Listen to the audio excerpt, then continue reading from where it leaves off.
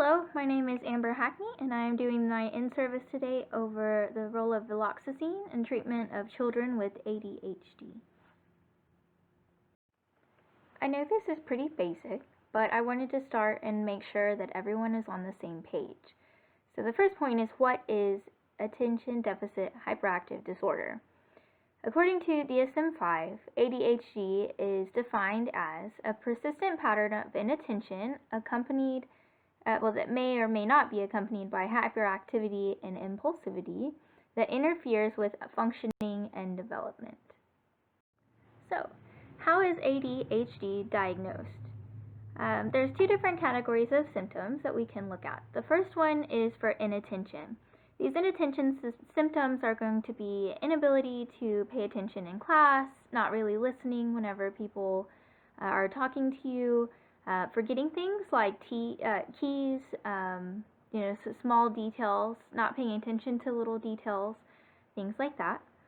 So for inattention, the child needs to have at least 6 symptoms if they're less than 16 years old, and if they're 17 years or older, then they can have 5 or more symptoms.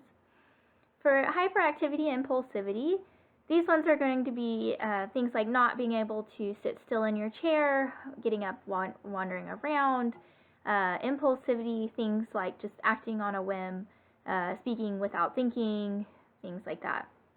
For the hyperactivity and impulsivity, it's the same, so it's the 6 or more symptoms if they're less than 6 years old, or 5 or more symptoms if they're greater than 17 years old.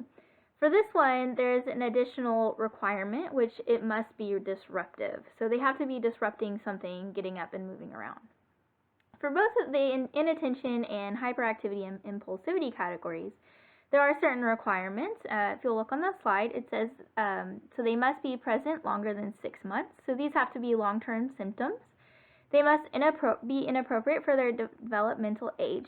So you can't just have, a 4 or 5-year-old that doesn't want to sit for a long amount of time and has a hard time paying attention for a long time. Those things are very normal for the age.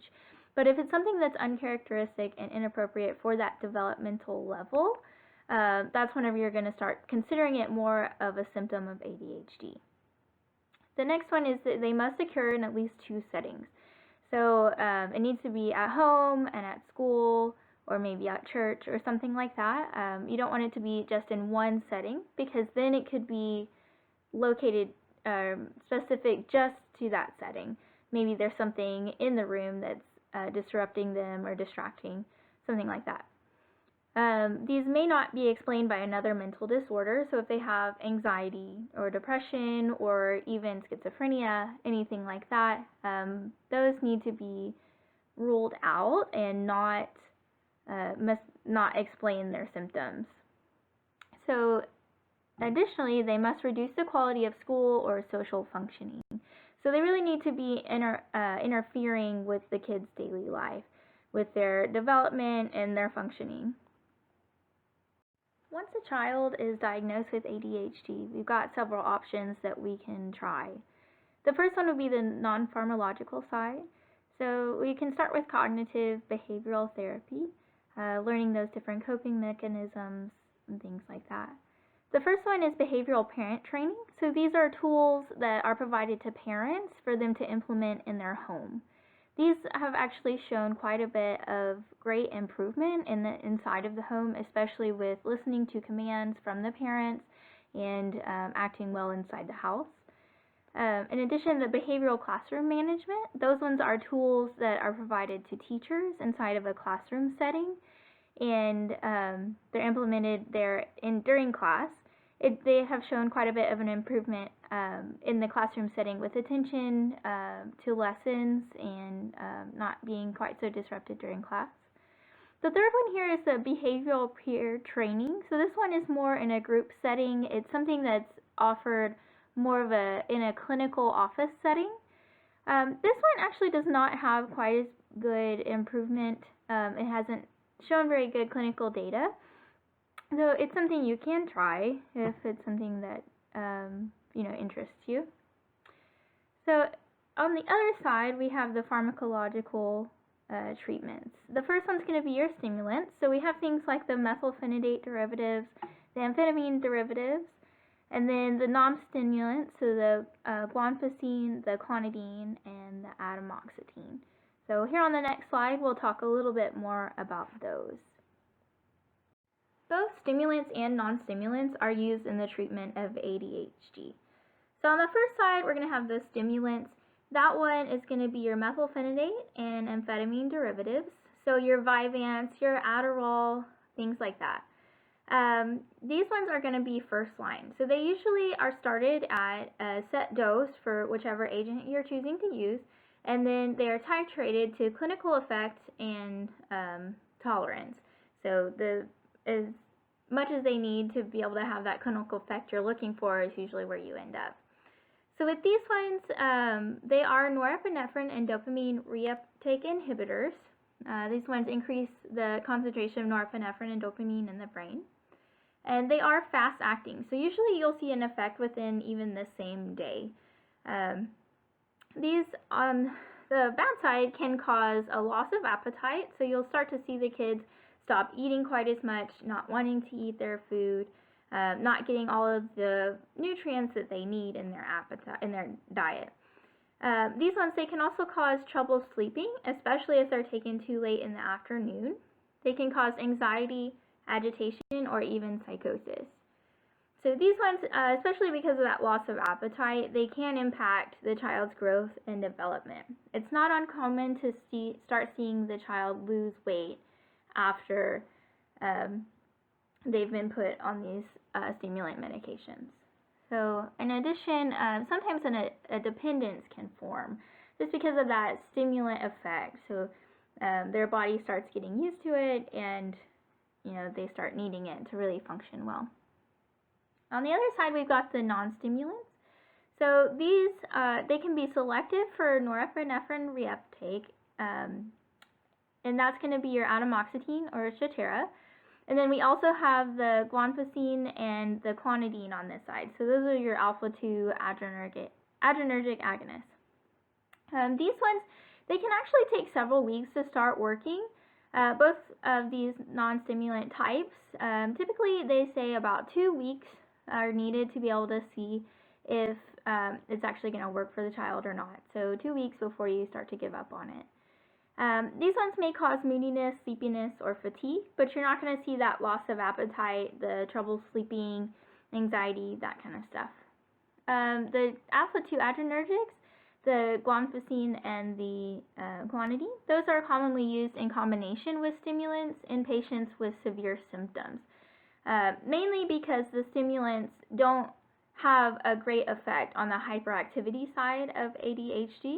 So they add on those alpha-2 adrenergics to help improve those symptoms. Unfortunately, neither of these types of drugs are perfect, and we're really looking for something that can help with both the inattention and the hyperactivity and do it without having all of these side effects. Unfortunately, something like that doesn't really exist yet, but there are some cool new options coming out, and I'm about to talk about one of the new options.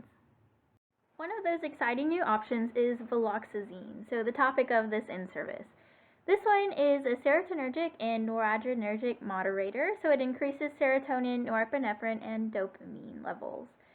This one has previously been used as an antidepressant, and it was shown in the phase 3 trial to be effective in both inattention and hyperactivity. So that really sets it apart from the other medications that are already available.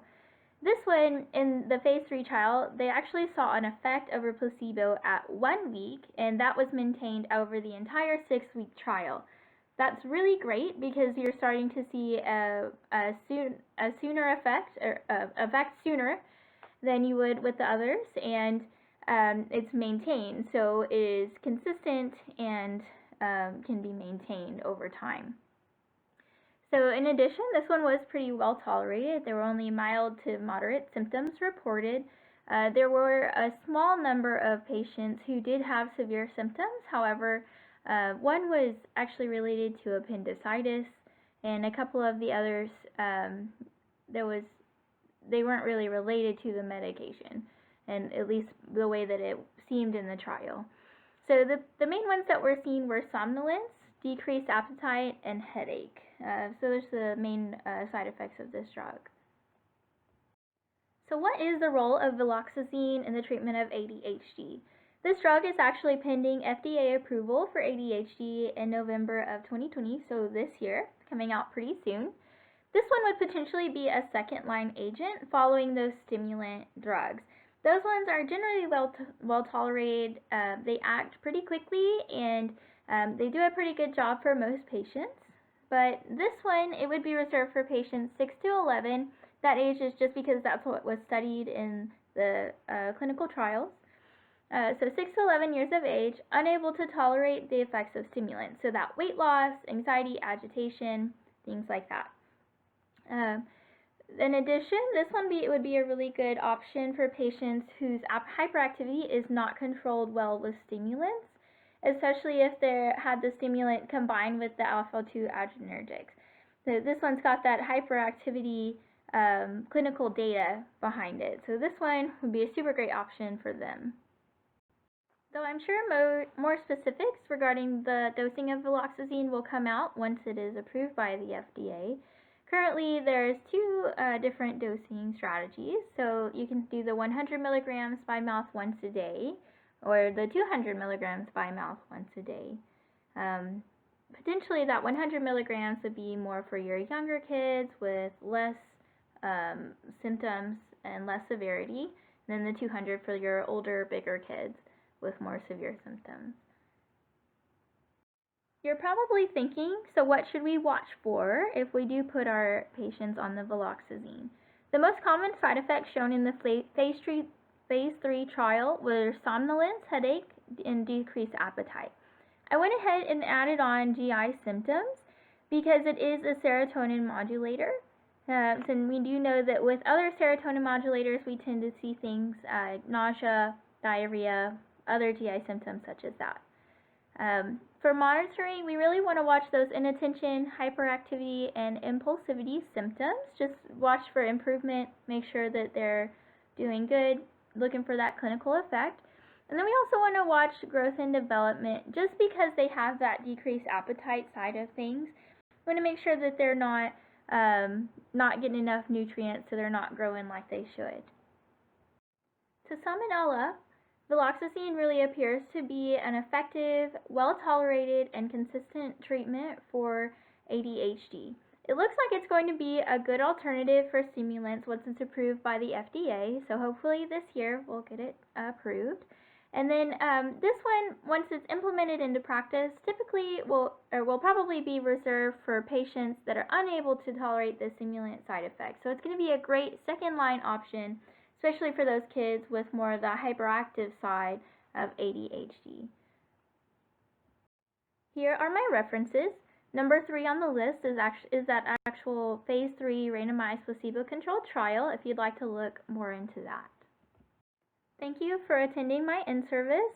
If anyone has any questions about Viloxazine or anything like that, please feel free to reach out to me through my email, the amber.hackney@ttuhsc.edu. It's listed there on the slide. Thank you so much. Have a good day.